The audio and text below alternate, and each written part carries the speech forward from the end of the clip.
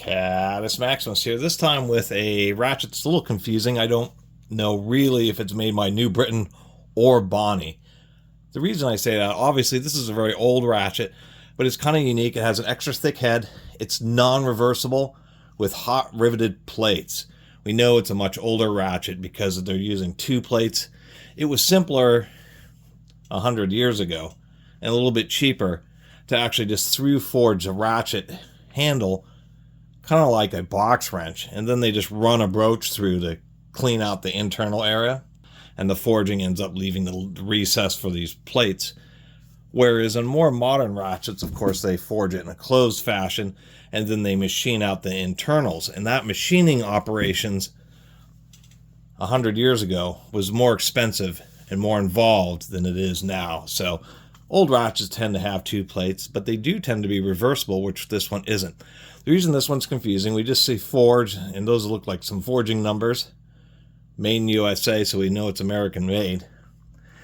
And really, it does have some corrosion, but it actually came back to life. It's only a 24 tooth, but being one direction, I mean, it has a serious pawl and a serious pawl spring, one of the highest amount of back drags I've ever felt. Anyway, it's really hard to see. You can see the word better there. Actually, if I push that through, you can almost see where it says none better. And tools stamped with none better tended to be associated with the New Britain Machine Company.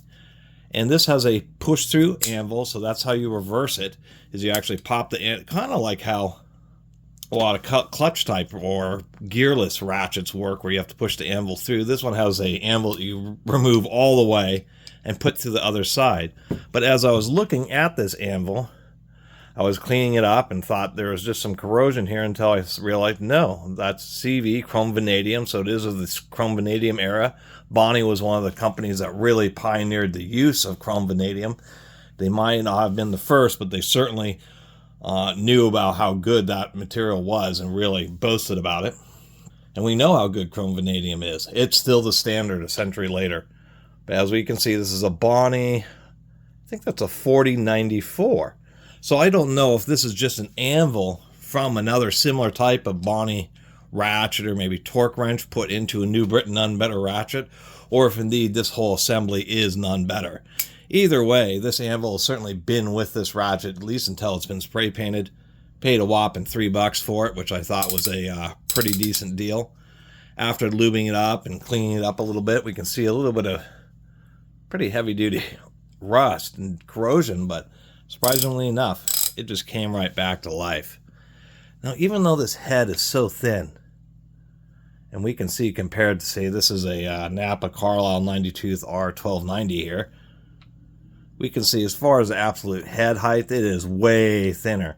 But because of this, the big button, if we actually kind of get it lined up to the top of the ratchet heads, we can see, or maybe you can't see, maybe if I have better lighting, but if we line that up approximately level in the back, we can see that this anvil is actually extra long and uses up some of the space savings that you get with this more compact ratchet head. I'm sure it feels like a single tooth, but with just how coarse it is, how big the gear teeth are on the anvil, and the heavy-duty riveted structure, I'm sure this ratchet's actually pretty strong. May not actually out-torque this newer Carlisle, I'm pretty sure of that. But still, it's like a utility ratchet. Use this on the farm or something like that. It's, you know, about as well sealed as you can get for an old ratchet, and just provides heavy-duty action and great for doing kind of basic adjustments. Now, one other thing, you know, it's a little annoying because when you put on the sockets, you got to really press on the back of it. It has pretty strong detents. We can see here, this is a 1-inch socket, and it's just barely clearing those rivets. If you use larger, like 1¼ inch sockets, which admittedly is pretty large for a 1/2 inch, you may have a little bit of rubbing against those rivet heads, but as we can see, they did place the ball detent, so if you actually get like a standard socket like this and get it to sit right in the center of its undercuts, then it actually will clear those rivets. And of course, this is not a ratchet that would be recommended in very tight spaces for one simple reason. It isn't reversing. So if you have this, like in this case, a deep well socket, you're running something out, you have some kind of interference, something behind the ratchet, you can end up unthreading the bolt to where the ratchet hits whatever surface or whatever object is close behind it. And since you can't reverse it, you can't run the socket back in. And there's now not enough space to get the socket off of the remainder of the fastener. And that's known as black holing yourself. I've done it to myself, I think once or twice in my life. One time was under a dash, and I just had to take a bare hacksaw blade and just wrap some tape around half of it, because I had to use the flex of the hacksaw blade to just simply reach just under where the socket was and hacksaw off the fastener so I could get the ratchet out of there. And that was one of my gearless clutch ratchets. And so you have to remember that one kind of Achilles heel aspect is the fact that you can indeed black hole. Of course, reversing it, it's a little funky, swapping out this anvil. Of course, having an anvil that pops out like this is also asking for it to get lost, so it's actually kind of surprising. I think I've seen other times ratchets like this before, and I just thought they were just like some kind of oddball half-inch square ratcheting box wrench, but didn't really realize that they would have had these interchangeable anvils in order to make them an actual reversible ratchet. So anyway, kind of a neat, old school, kind of just heavy duty riveted ratchet. And so that's why I'm calling it the Bonney None Better, even though the None Better branding seems to be associated with New Britain. This ratchet happens to have a Bonney 4094 anvil in it, so that's why I listed it as the Bonney.